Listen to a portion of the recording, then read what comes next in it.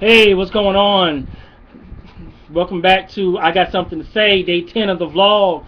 Keeping it real, and I appreciate all your support. I want to say one more time, thank you to Mark S. King for tagging me. I got tagged by the King. No pun intended. So a couple of things really kind of pissed me off today. Let's see. Let's start off with the gay bashing in Atlanta Saturday. You know, I wrote an article about that. A Project Q Atlanta came up with some more information. It looks now the guy who got bashed in his face. He didn't want his name to be within the news for job reasons and such. I can understand that. As usual, still doesn't stop the support that should come. If anybody knows anything about what happened, please contact the Atlanta PD. But it seems like the concierge or one of the people who worked at the hotel. No, sorry. This is a friend of the one who got bashed. This is the friend of the one who got bashed. Paul Swiscord, if I'm saying this right, Swiccord. Swiscord. He nurtured the injured party, got him to the hospital. I guess some of the hotel staff wasn't really being cooperative because they didn't want their name in the paper or whatever. Because Swisscore was trying to photograph him with the camera. I'm not taking no offense to that. I'm not thinking. At first, I kind of thought, well, here's another person. He might be involved in it because he don't want his name or face in the picture. But then, of course, no one wants to be surrounded with no controversy, shit, especially the shit that's going down with Chick-fil-A. So I'm not mad at him. You know, just if he gives any information, be cooperative. I hope he is more cooperative. This hotel worker that didn't want his face photographed. I hope he's more cooperative, and I hope that they really catch the animals who did this to our gay brother. And it's only one of them that got hurt. The other one is fine. Big ups on that one. Michael Signorile.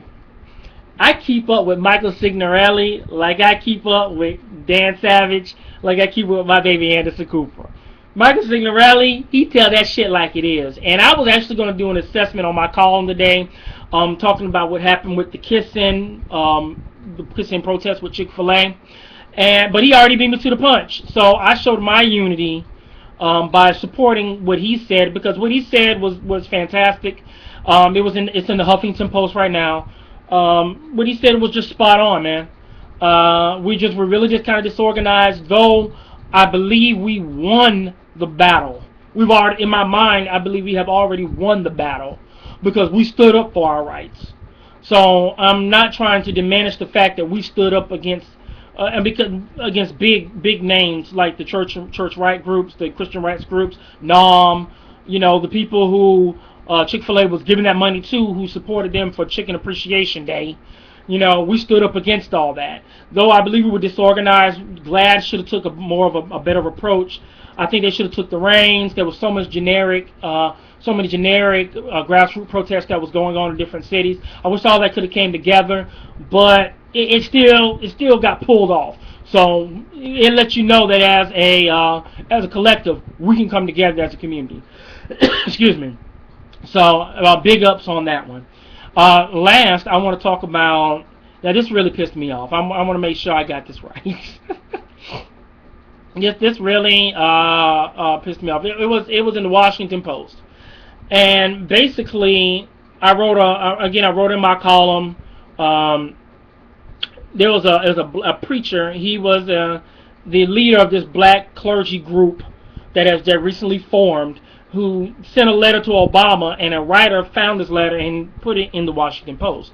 And he was very mad at Obama, talking about he forgot where he came from, forgot about the black civil rights movement, forgot about that the black civil rights movement was the people who forged the path for Obama to get to the office that he's in right now. And he was like, and he asked a very valid question. He said, well, where were gay people, where was the gay community when you were running for office? And he asked that question. Now, I'm not sure if he asked that question out of anger. I'm not sure if he asked that question out of logical thinking, but it was a very valid question. I answered that question within my column, and I made sure that he understood that without the black community, without the gay community, there would have been no decent black civil rights movement. Without the black community, I'm going to say this slow. Without the black community, without the gay community, let me rephrase that. Without the gay community, the LGBTQ community, there would be no black civil rights movement that we can think of as of today. It was a black man named Bayard Rustin who taught Martin Luther King the art of the non-civil rights the non-violent movement, or the non-violent protest.